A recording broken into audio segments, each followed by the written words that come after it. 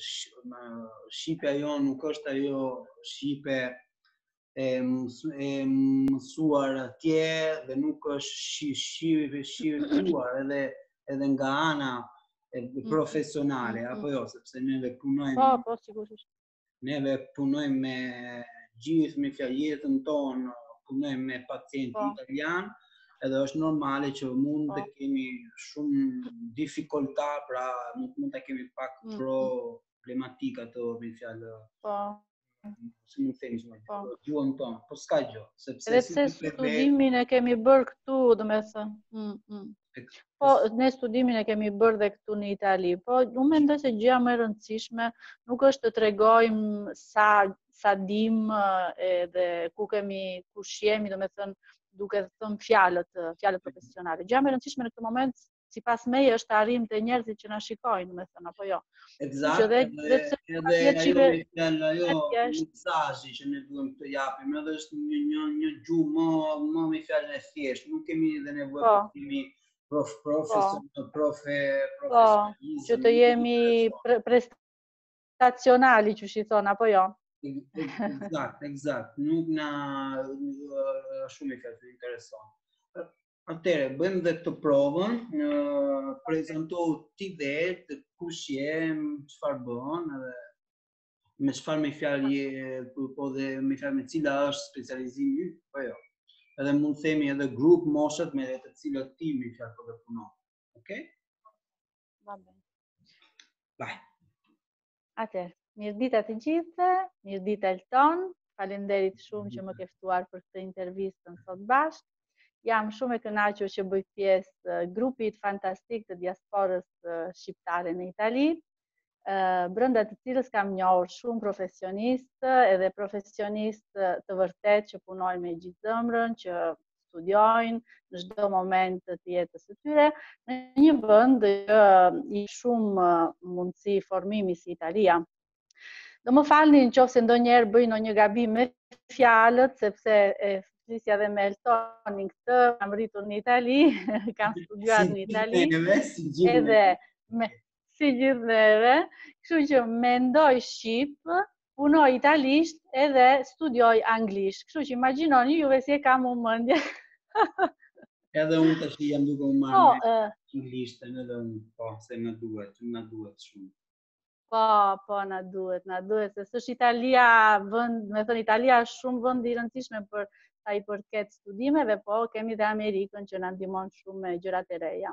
Eksakt. Edhe flisnim me Eltonin, me thënë për si flasim shqip, për domethënë për çysh quajnë fushën tonë të aplikimit të punës.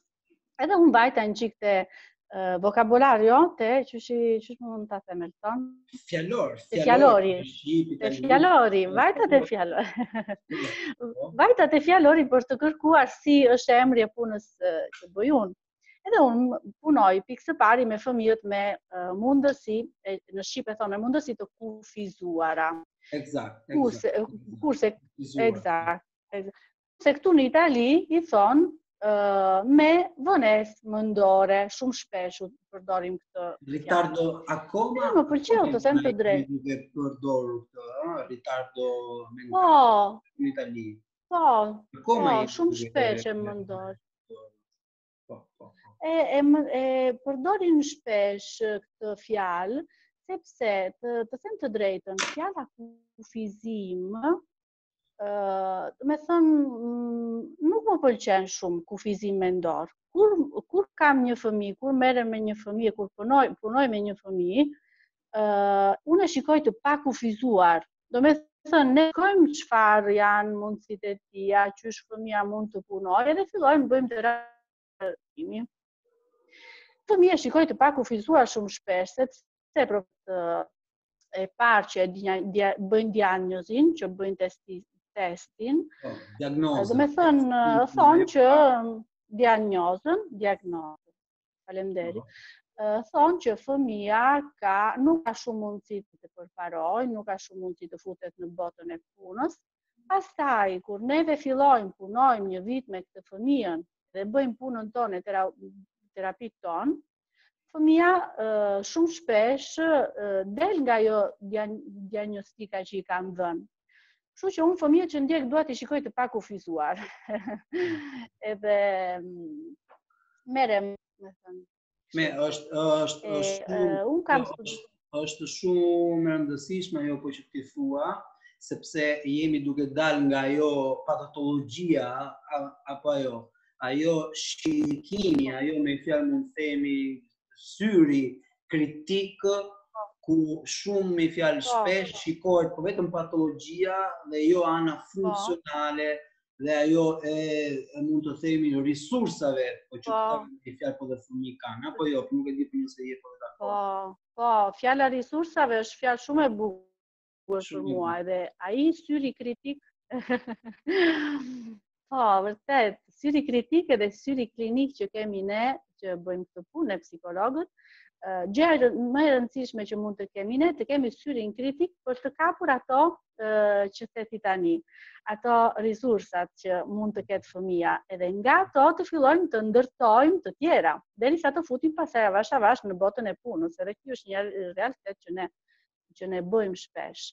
Të prezantoj një çik që më thënë qysh kam studiuar, çfarë kam studiuar këtu në Itali. Po, do ishte mirë që ti të na prezantoje pak atë, me fjalë mund të themi shkollimin tënd, okay, dhe si fjalë po ke arritur sot, po dhe të jesh profesioniste që je sot, apo jo? Po. Atëherë, unë kam studiuar në Universitetin e Kiel, kam studiuar psikologji e zhvillimit, dhe pastaj jam specializuar në Rom, në Universitetin e Romës, në analizën e sjelljes. Analiza e sjelljes që teknik që vjen nga Amerika, edhe në Amerikë e quajnë ABA,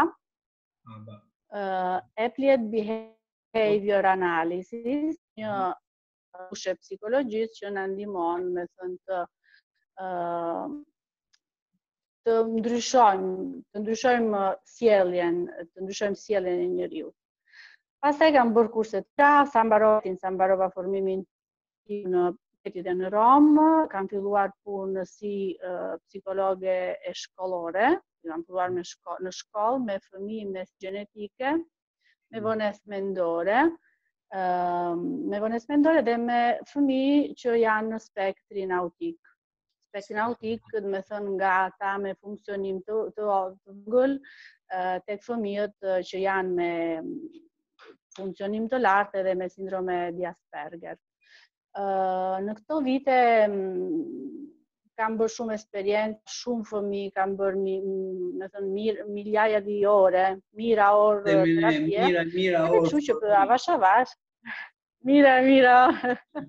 Na ka dalë. Kështu kam krijuar dhe me thënë kompetencë. Shikoj flokët si. Po shif fëmijët e kanë vita dhe po bin akoma. Edhe mua, po nuk duken shumë. Kështu avash jam formuar këto kompetencat që kam tani, kam përdorur edhe teknika të tjera si Denver Model, që është me thënë për fëmijët e vegjël, edhe kështu që si çdo profesionist që jemi neve, studion disa teknika, po pastaj me eksperiencën e tij, me fëmijët që njeh, me sindroma që njeh, pastaj me thënë zhvillon një teknikë. Apo jo, për shtatë, apo jo, fëmijës, pacientit, klientit për që ke. Pra, apo jo? Po, falenderit shumë për këtë që the, sepse ashtu këtë doja të thoja. Pacientin që kemi, fëmijët që ndjekim, nuk janë kur një numër, nuk janë kur ata që ne studiojmë në libra, po ka çdo një emrin e tyre, kemi Franceskën, Simone, Andrea, çdo fëmijë është ndryshe nga të tjerë. Kështu që çdo herë që neve kemi fëmijë dhe që ndjekim një fëmijë, që ndjekim një pacient, unë personalisht të paktën bëj kështu, marr prapë në dorë protokollet, shikoj prapë si mund ta inkuadroj atë fëmijë, shikoj prapë, do të thënë si mund të bëj trajtimin. Çdo herë janë shumë orë që kalohen për çdo fëmijë. Edhe puna ime pak a shumë zhvillohet kështu. Mbas këtë periudhës që bëra në shkollë si psikologe shkollore, pastaj fillova punoja terapiste private.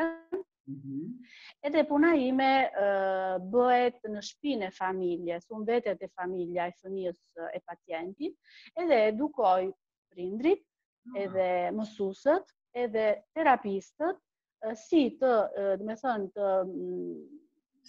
punojnë për të ndryshuar sjelljen e fëmijës. Më falë, se una për shembull nuk merrem fare me hapën, nuk e marr për sepse si që the ti vetë çdo kush dhe prenesh zgjedh një fjalë, si mund themi një pikë apo jo. Specializim. Po, unë kam zgjedhur traumën edhe që aty kam vazhduar apo jo. Pra, setting, dhe mund ta quajmë apo jo, settingu me fjalë punës tënde është që je ti po që shkon në ambientin ku fëmia pra jeton, apo jo, me sa kuptova.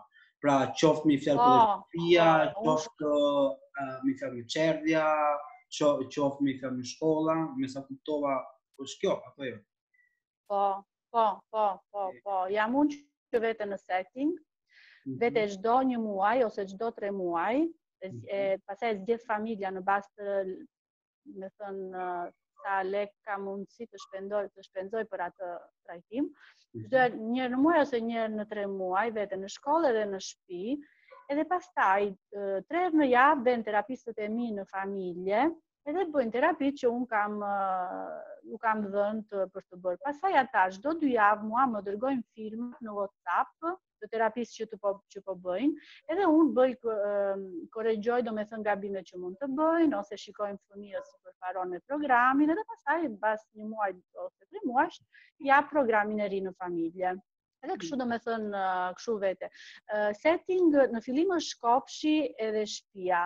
Pastaj kur neve në shtëpi punojmë, domethënë objektivat që kemi për punën mbi fëmijën, në favor të fëmijës, nuk është kur objektiva që mbarojnë atje në tavolinë.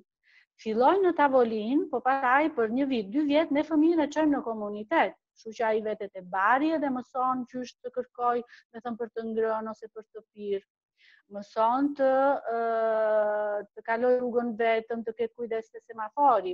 Pastaj mëson të bëj, domethënë të kaloj 20 minuta, gjysmore me aktivitete individuale, se këto janë gjëra që këta fëmijë kanë interese të kufizuar dhe nuk din ta bëjnë. Gjithë këto gjëra ne duhet t'i mësojmë, mund t'i mësojnë, arrin t'i mësojnë, por disa metode, domethënë të edukimit që janë specifike për ta. Pra, Dana, me sa kuptova, është mund të themi një lloj trajnimi pra që fëmijës i bëhet, apo jo trajnimi emocional, kognitiv, sjellor, apo jo?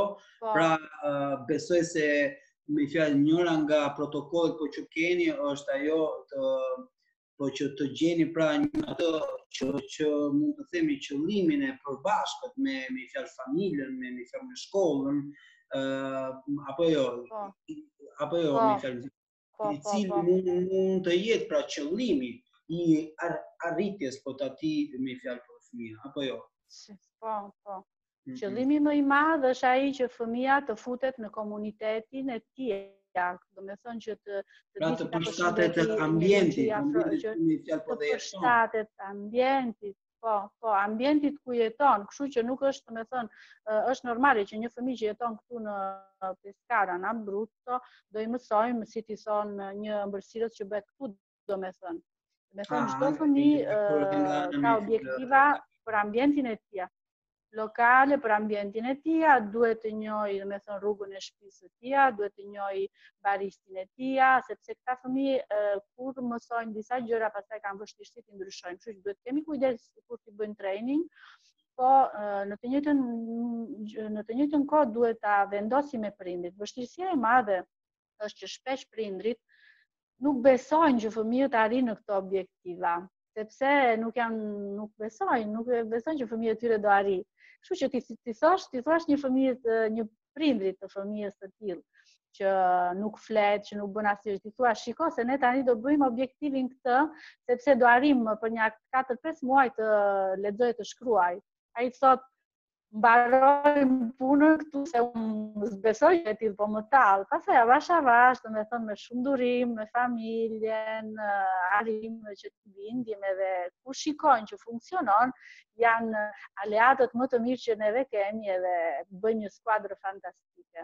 Nuk është e lehtë, isha duke folur siç e di vetë me atë intervistën e parë të kolegës tonë Eridan Këlliçi, që është një terapiste familjare. Isha duke folur dhe me të për atë aleancën që duhet me i fjalë të ketë terapisti kur hyn dhe përshtatet ambientit familjar, apo jo. Sa e vështirë është të hysh në një ambient, apo jo, si eksperte, apo jo, edhe si mas teje, të cilat janë ato pengesa që mund të hasësh ti, kur me fjalë shkon me një familje që kanë një, me fjalë, rast si po një fëmijë me aftësi po të kufizuar. Të ka ndodhur për ndonjëherë kjo pengesa? Gjithmonë pengesë. Besoj se sekreti më i madh është që të flasësh në italisht siç flas unë shqip, domethënë shumë thjesht. Pa përdorur shumë fjalë profesionale, me thënë futesh si një profesionist me shumë durim, edhe sa me fëmijën, me familjen. Me thënë, obligimi parë është që ajo familjes që të bërë më këshilloj, unë nuk them si detyroj, unë dua t'i detyroj, po është si këshilloj, se ata bëjnë si duan. Ta familja fillon që bën një gjë si dua unë, si këshilloj unë, edhe unë shikoj një objektiv të arritur edhe duket e fëmija, sepse fëmija përmirësohet, unë i marrë në telefon, u them që jam fantastik, që kemi arritur objektivin. Do me thënë, si kur ke një fëmijë të vogël, edhe i bën komplimentin kur bën një gjë të mirë. Në të njëjtën mënyrë mundohemi të sillemi dhe me familjen.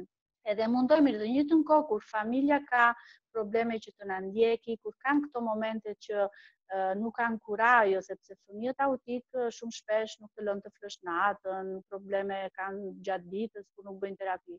Edhe kur kanë këto momente, neve jemi të vetmit profesionistë me të cilën mund të shfryen, ndonjëherë të marrin telefon me shumë inat, me shumë, me thënë që shikon, rabja. Edhe veç kërkojnë dikë me të cilin të flasin.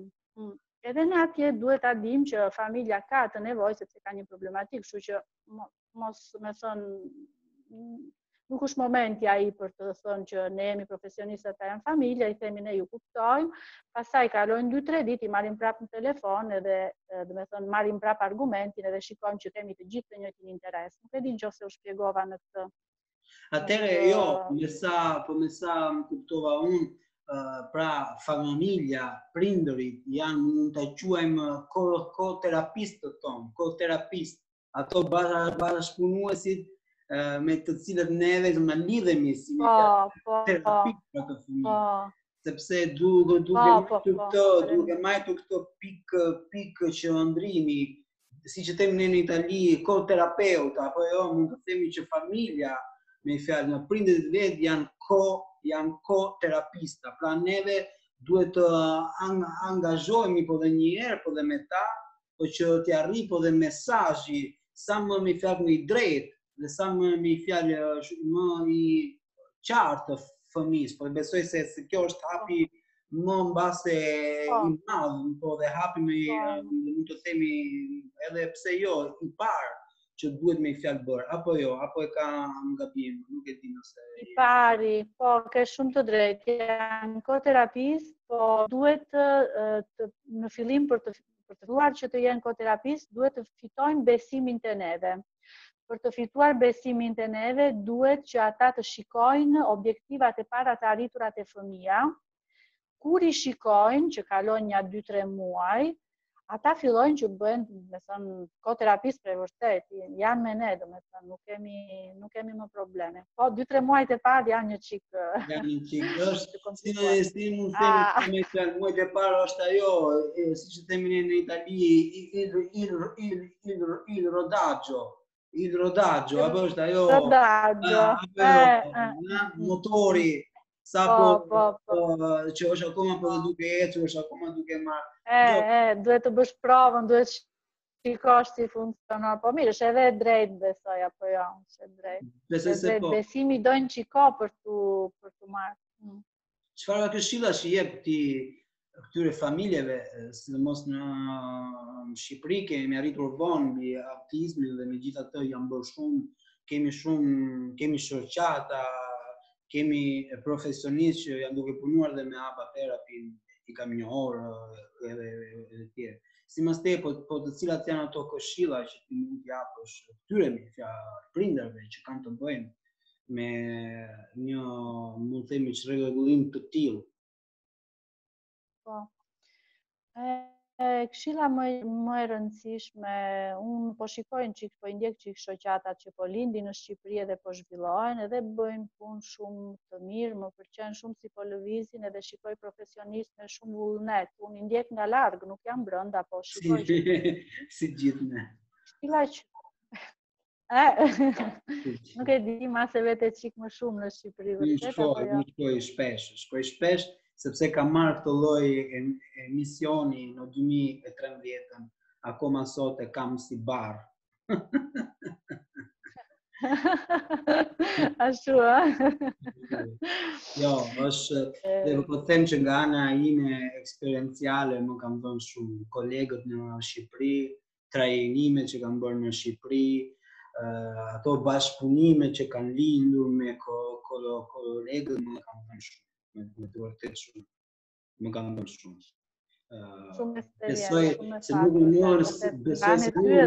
më kanë dhënë shumë nga ana ekonomike, se nga ana ekonomike gjithë ato orë që kam me fjalë shpenzuar atje, këtu do t'i kisha bërë kush e di se sa lek, e ke, me zemë, më kanë dhënë shumë dhe nga ana emocionale, emotive dhe nga ana shpirtërore. Imagjinoj. Megjithatë, e ke radhën ti. Këshilla. Me kënaqësi të dëgjoj, me shumë kënaqësi vërtet. Atëre, këshilla më e rëndësishme për familjen, më e rëndësishmja është kjo, që të studiojnë. Duhet të studiojnë, sepse ata janë me fëmijën sa orë ka java, 72 më duket. Ne jemi me fëmijën 4-6 orë javë, edhe kështu që duhet të studiojnë. Shpresoj që të ketë në një libër në Shqip për sa i përket analizës së sjelljes, edhe një libër, me thënë, bën një apel profesionistëve për këtë, që të përkthejnë në një libër që kuptohet, që është i kuptueshëm nga prindrit. Ka një doktoresh amerikane që ka bërë një libër shumë të bukur, Anna Barbera quhet, edhe ajo është një mama që ka fëmijën autik, edhe në të njëjtën kohë doktoresha është bërë një nga ekspertet botërore më të mëdhaja për autik, për spektrin autik, edhe ka shkruar këtë libër shumë të bukur, shumë interesant me gjuhën e një mamas, jo me gjuhën e një profesionistes. Edhe unë të gjithë mamave të mia, të gjithë prindërve të mi, këshilloj të lexojnë këtë libër. Shumë interesante. Shumë interesante. Besoj se kolegët që merren me autizëm do të na komentojnë diçka, do të na japin ndonjë ide. Siç e di ti, siç e din edhe vetë, këtë libër mund ta përkthejmë edhe neve kur ti të kesh kohë. Pse jo, shumë bukur si ide, pse jo. Kur të kesh të pash që po shkruaj, të pash që shkruajte kur thash emrin e librit, thash sigurisht do i vinë ndonjë ide në mendje. Atëre, do ta dërgoj në drive. Po më pe, sepse i kam dhënë kolegëve të diasporave, çdo kush po nga një libër janë duke përkthyer, sepse një diçka që diaspora duhet të bëjë si me fjalë grup, si network di profesionisti, është kjo që të thënë pak bibliografi, se në gjuhën tonë, pra dhe në trevat tona, skemi, jemi shumë dhe të dobët në bibliografi.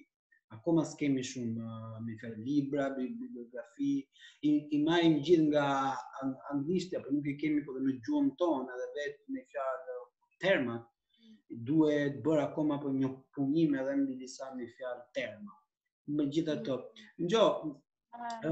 të cilat janë sipas teje sfidat e shoqërisë shqiptare me sa i përket fëmijëve me aftësi po të kufizuara?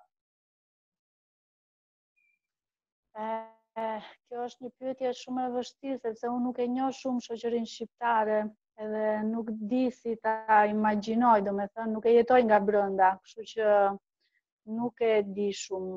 Nuk di të përgjigjem kësaj pyetje, po kur të vemi në Shqipëri do përgjigjem. Kur të vemi do përgjigjem. Po këtu në Itali si mas te quali sono queste sfide, po të cilat janë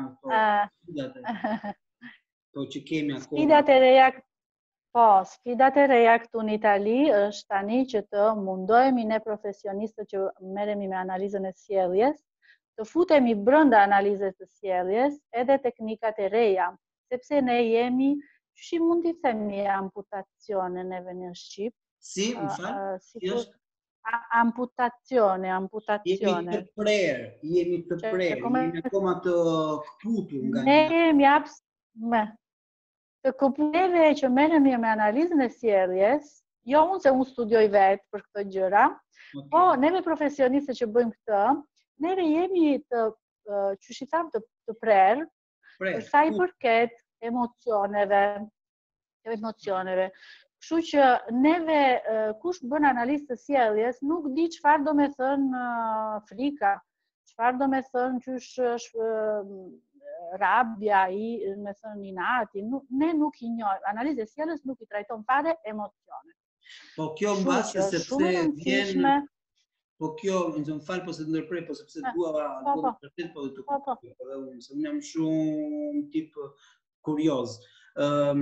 Po më fal, po atëre analiza me fjalën e sjelljes, i më rifolur, po sepse faktikisht kjo si mas te do ndodh sepse rrjedhon me fjalë vjen nga një me fjalë qasje bjeve morale, pra mund të themi sjellore, në të cilën nuk merren shumë parasysh emocionet, roli amigdalës, insomma roli kontekstit pre ballor, si që themi ne, frontal, që siç imagjinon me di vetë tek fëmijët me një çrregullim po të tillë, me sa me fjalë neuroshkenca po dhe na thot, kanë korteksin prefrontal nuk aktivizohet aq shumë se sa tek një person, tek një fëmijë që është mund të themi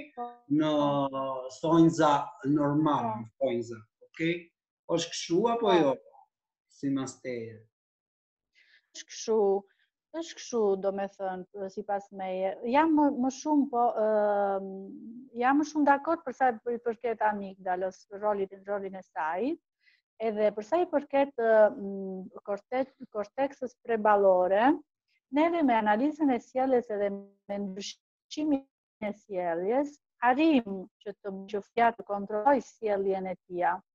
Po neve çfarë ndodh brenda, analistët e sjelljes, çfarë ndodh brenda fëmijës, nuk i intereson fare. Ai shikon si sillet analisti i sjelljes edhe pastaj ndryshon sjelljen e fëmijës.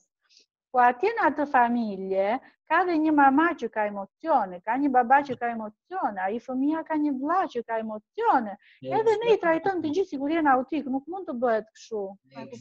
Edhe sfida e madhe për mua është që të bëjmë kombinimin e analizës së sjelljes me psikoterapinë, domethënë me ekspertët e emocioneve si jeni juve, kupton, domethënë. Pra këshillon këto lloj me fjalë bash punimi. Aba terapisti me psikologun po dhe psikoterapistin që merr, mund të themi, në ngarkim edhe ato aspektet emocionale, po jo vetëm pra po dhe të fëmijës, po të familjarëve, apo jo, po dhe nënës, babait, me fjalë motrës, të vëllait. Pse se ajo është konteksti, apo jo? Pra e këshillon 360 gradë, po. Është 360, është me thënë trajtim 360 gradë ajo, është me thënë, që që tonë, presa in carico proprio e familjes në kompleksin e saj, edhe kështu që familja arrin në një jetë më të qetë, me thënë të mësoj të menaxhoj mirë emocionet e tyre, të jetoj në një mënyrë më të qetë, me thënë. Kjo është sfida e madhe. Sa e këshillon, si mas te, sa këshillon ti aktivitetin sensomotorik ose psikomotricik, si që themi në këtu, psikomotricità në me fjalë fëmijët që kanë një çrregullim të tillë, pra me fëmijët që janë autik ose me aftësi të kufizuar. E këshillon si mas te është një diçka që mund t'i duhet këtyre fëmijëve, aktiviteti motorik, sporti, apo jo? Absolutisht, absolutisht, për çdo gjë duhet për koordinimin motor, duhet për sa i përket aftësisë e ngrënies, aftësisë shkollore, duhet për sa i përket imitimit, sepse të paktën kur bën arti marciali, këto janë gjëra, me thënë, është një sport shumë i rëndësishëm për sa i përket imitimit, për sa i përket aftësisë të shikosh tjetrin, gjë shumë e rëndësishme. Neve programe psikomotorje unë i fut në për programet që u jap terapistëve, se kam protokollin për, do me thënë, për programe psikomotore, po janë gjëra të vogla, duhet specialisti për të bërë këto gjëra edhe shumë e këshillueshme absolutisht.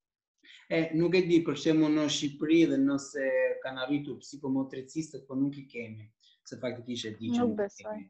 Edhe po një diçka shumë e mirë, do ta mendoj, jam duke me fjalë po të menduar për me këto dhe të sjell një fëmijë të tillë për sa i përket psikomotricitetit nga 0 deri në 3 vjeç. Se është me fjalë faza, është me fjalë siç e din vetë, të themi në faza zhvillimit më interesantë që çdo individ ka, sidomos për sa i përket atyre me fjalë skemave motorike që janë apo jo të kapërcimit, të shtyrjes, të tërheqjes, kur fëmia përlajt, po dhe në tokë, rrotullohet, po dhe në tokë, koka e majta, me fjalë me djathta, e ecjes, janë gjithë gjëra që tek një person, mund të themi adult, i madh, nëse ka pas një, mund të themi, një motorik adeguat, shikohet akoma sot se si ai ecën, se si bën me fjalë atë sportin po që bën, ose mund të themi thjeshtësi se si vallëzon. Ti e din që njëra nga pasionet e mia është. E di, të stimoj shumë për këtë, e di. Sporti, vallëzimi, pra e do të thotë që gjithë muzika. Po, sepse janë ato aktivitete me të vërtet mund të themi për një fëmijë autik sa mund të ishte rëndësishme me fjalë në luajtje prapo dhe në një piano ose në një, mund të themi, instrument muzikor. Po nuk e di po dhe nëse në terapinë ABA ose ti që merresh me fëmijë të tillë, keni ndonjë protokoll për sa i përket me fjalë mund të themi muzikoterapisë apo jo?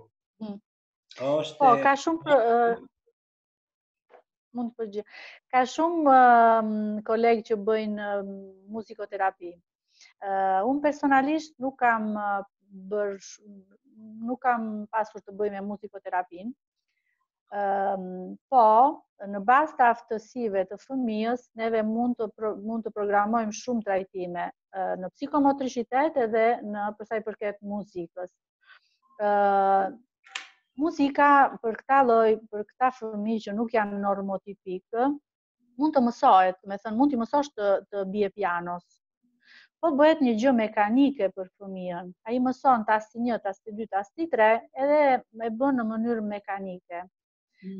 Këta fëmijë angazhojnë shumë kur dëgjojnë muzikën, si muzika jon popullore. Popullore, po. Ose muzikë popullore dhe po.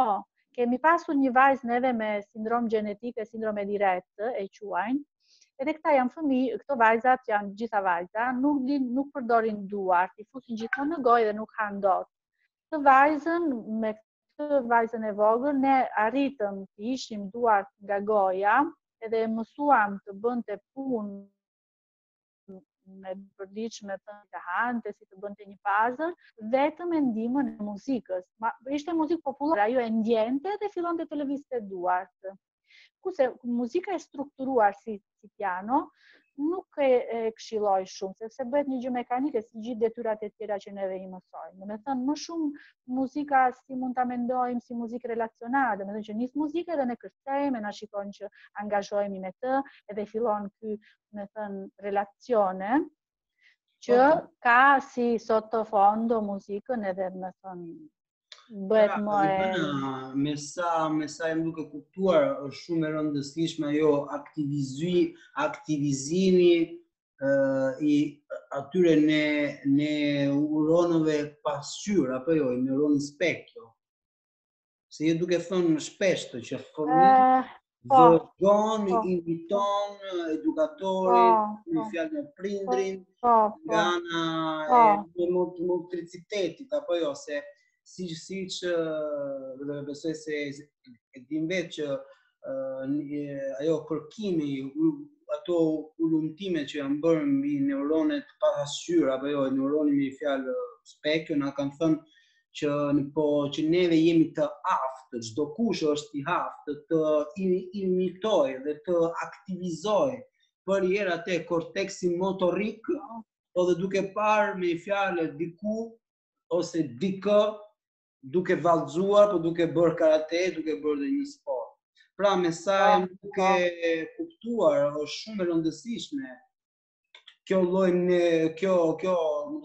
lloj aktiviteti ku këta fëmijë mund të aktivizohet, po me këta fëmijë, po kjo lloj neuroni pasqyrës, apo jo?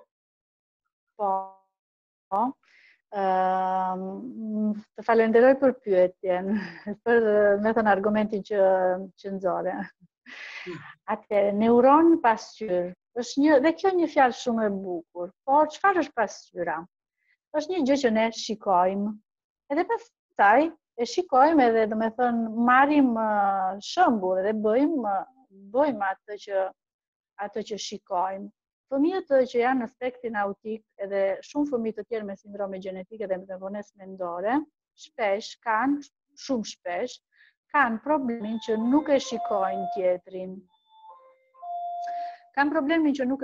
tjetrin. Kështu që ajo pasqyra është mbuluar, sepse ata nuk shikojnë. Kështu që këtu futet ajo gjë që ne na intereson shumë,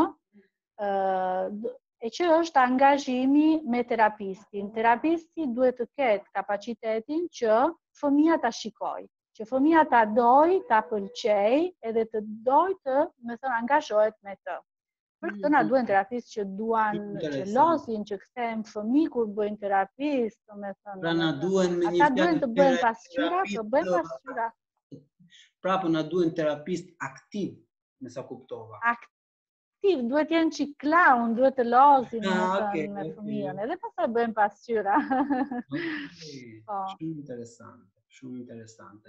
Pra, fëmijët me këto me fjalë spektrin pra autik, me të vërtet me sa jam duke kuptuar, po me të vërtet kanë shumë kapacitete, me sa jam duke pra kuptuar. Po duhet me fjalë gjetur ajo me fjalë si mund të themi Chelsea, në të cilën aspekt ne mund të ndërhyjmë me ta, me të cilin kanal ne mund të bashkëbizetojmë dhe mund të veprojmë prapë dhe me ta. Po, duhet të jemi shumë kokfort neve profesionistët. Nëse ne besojmë që ai do dali, unë do vete kundër gjithë familjes, gjithë mësuesve, ai do dali sepse unë e di që do dali. Pastaj avash më vinë gjithë mbrapa, po do të jemi shumë kokfort ne profesionistët. Po të bëj edhe tani. Më fal. Më falë. Edhe sfida e re që po bëjmë tani neve për të arritur, unë po filloj dhe profesionistë tjerë kanë filluar për të arritur dhe familje që kemi largë, po fillojmë të eksperimentojmë teleterapin. Me thënë të bëjmë këto supervizionet nga largë. Ti e di që unë këtë periudhë jam e angazhuar me këto teleterapit, me thënë tani që jemi të gjithë të mbyllur në shtëpi me këtë koronavirusin, kemi filluar me thënë të punojmë në distancë me këto lloj teknologjia, me këtë lloj me thënë që shqiton me këtë punë në distancë, me thënë. Edhe nuk është keq, Smart working, funksionon? Smart working. Funksionon? Po. Funksionon, sepse jemi në hapat e para, po të them të drejtën është akoma, më pëlqen akoma më shumë, është një sfidë e madhe, po më pëlqen sepse tani neve, unë tani nuk vete në fillim të terapisë si pasaj të prindi, unë tani vete direkt të prindi, edhe filloj me thëmë punën e koterapistit me prindin direkt, sepse tani më marrin prindrit në telefon për të bërë teleterapi. Kështu që angazhoj familjen direkt, e kupton, edhe bëjnë shumë orë pune në ditë ata. Më pëlqen, mua shpresojmë që të vazhdojë, me thëmë, më shumë interesante si modalitet pune. Ka qenë për të gjithë ne ka qenë një eksperiment, një përvojë.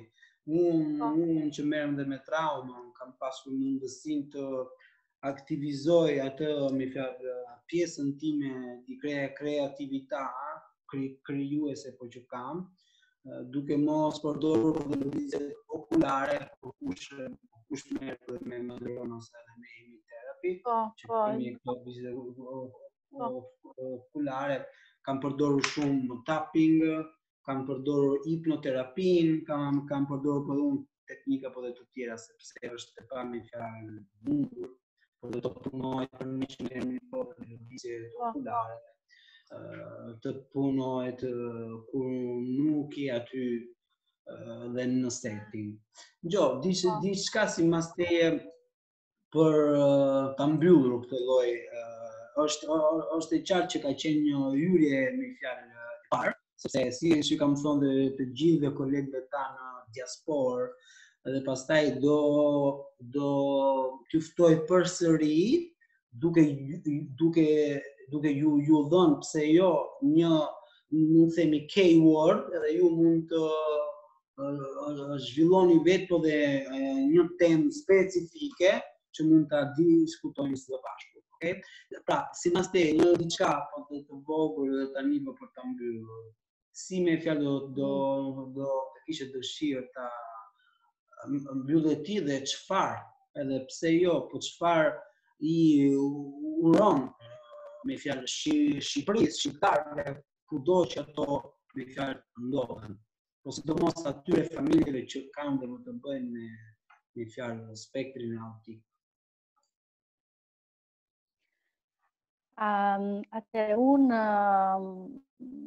mund t'i uroj gjithë familjeve shqiptare që kanë këto lloj problematike që të na kërkojnë ndihmë neve profesionistëve që jemi në Shqipëri, që jemi në Itali, tani jemi të gjithë më afër, edhe pse jemi të gjithë të mbyllur në shtëpi, sepse ne mund t'i ndihmojmë, kemi telefonat, kemi kompjuterit të na ndihmojnë, faqen e shoqatës e kemi, jemi shumë profesionistë, kemi shumë kompetenca që të gjithë dhe jemi të gjithë në dispozicionin tuaj, na kërkoni, na thoni çfarë janë problemet tuaja, të gjithë familjet kanë probleme këtu në Itali, në Shqipëri, jemi gjithë njësoj, domethënë.